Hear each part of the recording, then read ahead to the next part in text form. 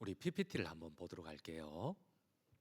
일본의 극작가, 기독교 작가 엔도 수샤쿠의 작품 가운데 하나인 침묵이라는 소설입니다. 여러분, 이 침묵이라는 소설은 저기 영화로도 만들어졌어요. 사일런스. 이 내용은 이런 거예요. 일본에 처음 기독교가 전파될 때의 박해를, 역사적인 사실을 담은 이게 영화예요. 담은 소설이에요. 여러분, 많은 이들이 이 박해 가운데 목숨을 잃었습니다. 어떤 이는 이 많은 박해와 고통 가운데 끝까지 생명을 잃을 때까지 신앙을 지켰지만, 그러나 이보다 더욱 많은 이들이 배교를 했어요. 근데 어쩌면 당연한지 몰라요. 당시에 이 역사적인 이렇게 증거 자료들을 보면은 이 가해자들이 기독교 신앙을 이렇게 박해하며 믿음에서 떠나게 하기 위해서, 일본은 이제 처음 장면이 그거예요. 유황 온천이 있는 곳에서 시작되거든요, 이 영화가. 근데 여러분, 일본은 이제 온천이 많잖아. 그 바로 올라오는 그 유황 온천, 이렇게 데일듯이 그 뜨거운 물을 사람을 억지로 입을 벌려놓고 이 국자에 구멍을 뚫어서 계속 떨어뜨리는 거야. 그럼 입부터 이게 녹아내리겠죠. 그러니까 입부터 모든 내장 기관이 다 녹아내릴 때까지 사람이 쉽게 죽지를 않는 것 같아요. 그러다 보니까 모든 내장 기관이 녹아내릴 때까지 긴 시간 동안 일부러 고통을 줬어요. 우리 다음 장면을 한번 볼게요. 또 이들은 이 기독교 신앙을 배척하기 위해서 이 썰물 때 십자가를 저렇게 해변가에 세워놔요. 그리고 묶어 놔버려요. 근데 이제 밀물이 시작이 됩니다. 이 물이 발목을 적시고 또 무릎을 적시고 허리를 적시고. 근데 여러분, 이게 호수 같으면 이렇게 올라오는데 바다는 그렇지 않잖아요. 파도가 이래 고저가 있단 말이에요. 무릎 정도 오면은 파도가 사람을 넘어버려요. 그럼 숨을 못 쉬었다가 자기도 모르게 이게 파도가 넘고 나면은 막 숨을 들이켜요. 그럼 바닷물이 막 몸 안에 들어올 거 아니에요. 그게 이제 인터벌이 많다가 이게 자꾸 물이 차올라오면 올수록 계속 이 밀물 6시간 동안 고통 가운데 이렇게 잠겨서 죽어가요. 근데 그냥 죽어가면 되는데, 여러분, 이 영화에도 보면 진짜 사실인 것이, 이게 모키이치 같은 경우는 나머지 두 사람은 그냥 밀물 6시간에 죽어버려요. 근데 모키이치는 건강하다 보니까 3일을 이 고통 가운데 죽지 않고 버텨야만 해요. 우리 한번 다음 장면을 볼게요. 이 사람들에게 복음을 전했던 페레이라, 여러분들 리암 니슨이 이제 주인공 역할을 했는데요. 페레이라가 막 울부짖어요. 하나님 도대체 어디 계시느냐고. 하나님 전능의 하나님이 아니냐고. 원수가 하나님의 백성들을 이렇게 핍박하는데 하나님 신실한 하나님 아니냐고. 어디 계시느냐고. 왜 구원하지 않느냐고. 절규를 해요. 이 모키치가 죽을 때까지 3일 동안 절규를 해요. 자기 눈앞에서 내장이 다 녹아내리는 것을 봐야만 했어요. 복음을 전했던. 또 자기 눈앞에서 3일 동안 죽어야만 하는 것을 눈앞에 봐야만 했어요. 막 울부짖어요. 하나님 어디 계시느냐. 도대체 왜?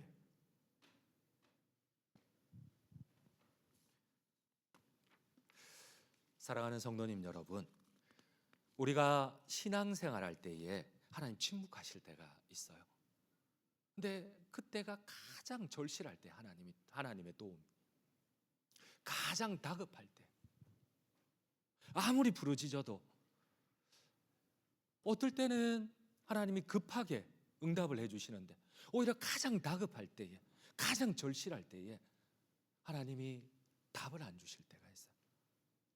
하나님이 응답하지 않으실 때가 있어요.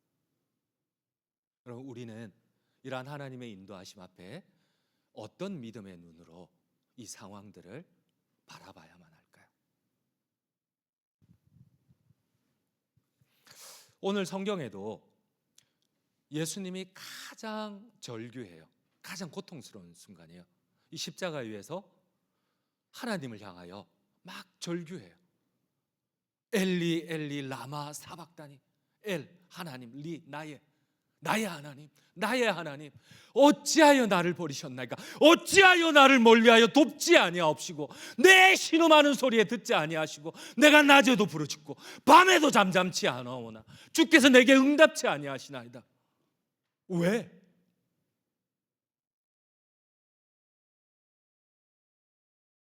여러분, 십자가는 우리 한번 성경을 한번 읽어볼게요. 오늘 보면 46절입니다. 함께 읽겠습니다. 제9시쯤에 예수께서 크게 소리질러 이르시되 엘리 엘리 라마 사박다니 하시니 이는 곧 나의 하나님 나의 하나님 어찌하여 나를 버리셨나이까 하는 뜻이라. 여러분, 십자가는 로마의 처형 방법은 아니에요. 십자가는 로마가 페르시아를 이렇게 점령하고 그때에 배운 게 이 십자가형이에요. 그런데 로마인들은 아무리 로마 시민권자는 살인범일지라도 연쇄 살인범일지라도 이 십자가형을 이렇게 처형하질 않아요. 자국민은 이 노예나 외국인이나 아니면은 종이나 처벌을 하지. 왜냐하면 십자가는 가장 인류 역사상 가장 잔인하고 가장 고통스러운 수치스러운 처형 방법이에요. 여러분, 우리는 성화에 보면 예수님이 그래도 가장 치부는 가렸다고 생각하는데 십자가형에 올라가는 사람은 빨가 벗겨져서 올라가요. 그리고 더 고통스러운 것은 우리가 쉽게 간과하는 것이 뭐 못 박혔네 그런 거 아니에요. 여러분, 십자가 위에서는 계속 사람이 이렇게 눌리고 떨어져요. 그러면 그 사람의 몸무게 때문에 폐가 눌려요. 십자가 위에서는 호흡을 할 수가 없어요. 계속 숨을 몰아쉴 수밖에 없어요. 그리고 계속 억지로라도 자기가 몸을 뒤로 붙여야 돼요. 그런데 그때 어떻게 해요? 겨우 아물었던 못자국이 다시 찢어져야 하는데, 여러분, 내가 살기 위해서 내 몸을 찢어야 돼요. 계속 그냥 피가 빨리 흘러내리고 죽으면 좋겠는데, 여러분, 이런 고통을 최소 일반인들은 일주일, 기본 15일을 있어야 죽는 형이 이 십자가형이에요. 주님이 절규를 합니다. 나의 하나님 어찌하여 나를 버리셨나이까? 어찌하여 나를 멀리하여 돕지 아니하시나이까? 사람들은 예수님께서 절규하신 이 엘리를 오해를 합니다. 예수님이 엘리야를 부른다고 오해를 해요. 우리 한번 성경을 읽어볼게요. 47절입니다. 함께 읽겠습니다. 거기 섰던 자 중 어떤 이들이 듣고 이르되 이 사람이 엘리야를 부른다 하고. 여러분, 이것은 그들이 잘못 들은 것 아니에요. 그들이 오해한 것 아니에요. 예수님을 놀리는 거예요. 여러분, 예수님은 히브리어로 엘리를 말했어요. 근데 이 사람들은 헬라어로 엘리야를 부른다 했어요. 당시 이스라엘의 전설은 이런 거였어요. 여러분, 의로운 자가 억울하게 고통을 당하면 기적의 선지자, 의의 선지자 엘리야가 나타나서 그 의로운 자를 구원한다는 전설이 있어요. 이 십자가 밑에서 유대인들이 그러는 거예요. 야, 네가 의로운 자야? 엘리야를 부르는 거야? 그럼 엘리야가 와서 구원하겠네. 보자. 이게 지금 이들의 놀림이에요. 여러분, 이들은 일부러 나의 하나님을 부르는 예수님을 왜곡하며, 그래, 네가 의로운 장갑다야. 그 엘리야를 부르네. 엘리야가 오겠네. 한번 보자. 여러분, 이들은 또 똑같이 이렇게 얘기를 해요. 저 사기꾼. 오늘 성경을 보면 이렇게 예수님을 조롱하고 비난하는 이들이 똑같이 마지막에 보면 저 사기꾼이 지금까지 우리를 속였는데 봐라, 저 사기꾼. 십자가에 달리니까 이 사기인 게 표가 나네. 여러분, 우리 한번 성경을 읽어보도록 할게요. 우리 오늘 본문 마지막 63절, 27장 63절을 한번 읽도록 하겠습니다. 63절입니다. 주여, 저 속이던 자가 살아있을 때에 말하되 내가 사흘 후에 다시 살아나리라 한 것을 우리가 기억하노니. 여러분, 지금 백부장들은 예수님을 놀리고 조롱하고 그리고 예수님을 사기꾼으로 몰아붙여요. 근데 여러분, 제가 이 말씀을 준비할 때에 제 마음에 두 가지 상반된 감정이 일어나는 거예요. 첫 번째는 예수님 왜 이렇게 고통을 당해야 되느냐, 안타까움과. 근데 이것보다 더 고통스러운 것은, 여러분, 방금 전에 예수님은 죽은 나사로를 살리셨어요. 방금 전에 예수님은 바람과 바다를 잠잠케 하셨어요. 근데 왜 이렇게 무기력하게 사기꾼이라고 조롱하는 자들 앞에서 왜 예수님이 가만히 당하는 거예요? 왜 이렇게 울부짖고 절규를 하는데 하나님이 무기력하게 가만히 있는 거예요?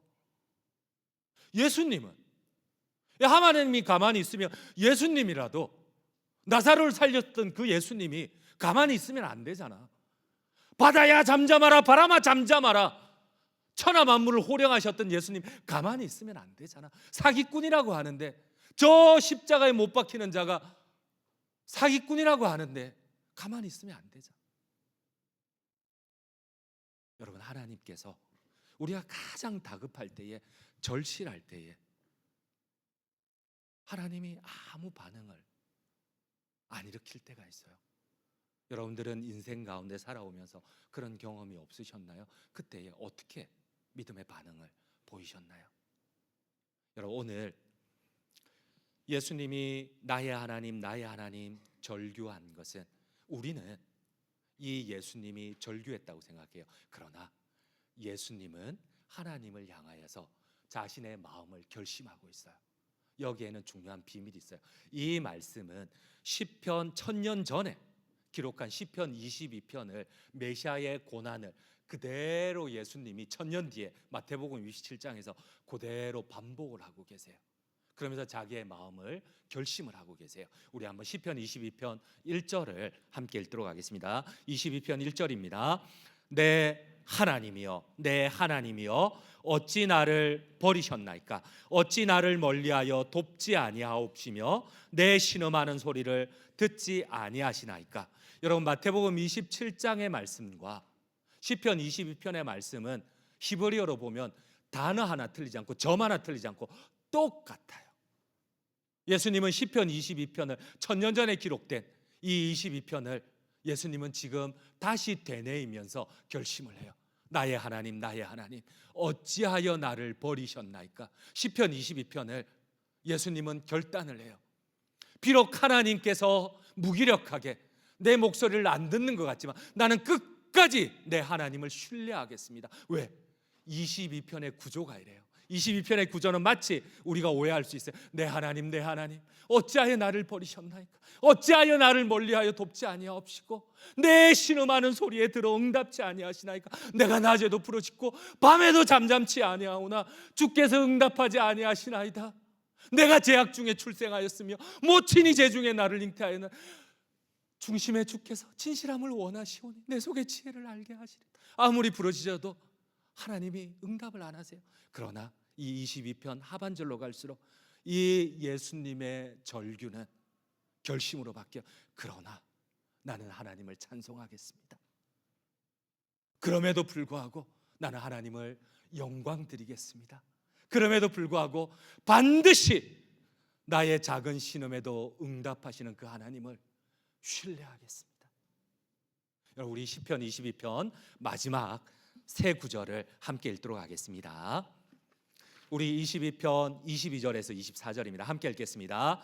내가 주의 이름을 형제에게 선포하고 회중 가운데서 주를 찬송하리다. 여호와를 두려워하는 그를 찬송할지로다. 야곱의 모든 자손이여 그에게 영광을 돌릴지어다. 너희 이스라엘 모든 자손이여 그를 경외할지어다. 그는 공고한 자의 공고를 멸시하거나 싫어하지 아니하시며 그의 얼굴을 그에게서 숨기지 아니하시고 그가 울부짖을 때에 들으셨도다. 여러분, 분명히 예수님의 절규 가운데 하나님이 오지 않으세요. 그러나 주님은 굳은 결심으로 마지막까지 하나님을 붙잡고 있어요. 그러나 내가 하나님을 찬송하리로다. 그럼에도 불구하고 마치 아니 계시는 것처럼, 나를 버린 것처럼 내가 고통 가운데 절규할지라도 그래도 하나님을 찬송하리로다. 반드시 얼굴을 숨기지 않으시고 반드시 나의 작은 신음에도 응답하실 그 하나님을 신뢰하겠습니다. 지금 주님은 부르짖음이 아니라, 절규가 아니라 바로 하나님에 대한 신뢰의 결단이에요. 여러분, 그러나 마치 떠나간 듯한 이 하나님이 우리의 기도를 안 들을 때가 있어요. 근데 오늘 성경은 그거의 결말을 이렇게 말씀을 하세요. 우리 마태복음 오늘 27장 54절, 오늘 본문의 마지막 54절을 함께 읽도록 하겠습니다. 함께 읽겠습니다. 백부장과 및 함께 예수를 지키던 자들이 지진과 그 일어난 일들을 보고 심히 두려워하여 이르되 이는 진실로 하나님의 아들이었도다 하더라. 여러분 가만히 보세요. 방금 이 백부장이 예수님을 향하여, 저 사기꾼이 살아있을 때에 이렇게 예수님을 조롱하던 자였어요. 엘리야가 오나 한번 볼까? 침을 뱉으며 그래 네가 의인이라며 야 그래 한번 엘리야가 오는지 보자. 여러분 이렇게 사기꾼이라 예수님을 놀리던 자가 지금 이렇게 고백을 해요. 이는 실로 하나님의 아들이었도다. 여러분 하나님께서 참 늦게 답을 주실 때가 있어요. 어떤 거는 급히 주시는데 어떤 거는 때로는 우리가 하나님을 만나게 하기 위해서, 때로는 우리의 성품이 하나님 앞에 참된 제자로 변화되게 하기 위해서, 때로는 때가 맞지 않아서 한참 가장 절박할 때에, 가장 절실할 때에 늦게 주실 때가 있어요. 여러분 조금만 더 참고 더 하나님을 신뢰하지 않으시겠어요? 뭐 안 하겠다는 거예요? 그래요. 조금만 더. 여러분 때로는 포기하고 싶을 때가 있어요. 때로는 우리 안에 있는 이 분노를 삭히지 못할 때가 있어요. 그럼에도 불구하고 조금만 더 우리 주님처럼 하나님을 신뢰하듯이 우리도 한 번만 더 주님을 신뢰해 봅시다. 이 시험을 이기게 되면 여러분들이 경험하지 못한 살아계신 또 하나님의 또 놀라운 비밀들이 있거든요.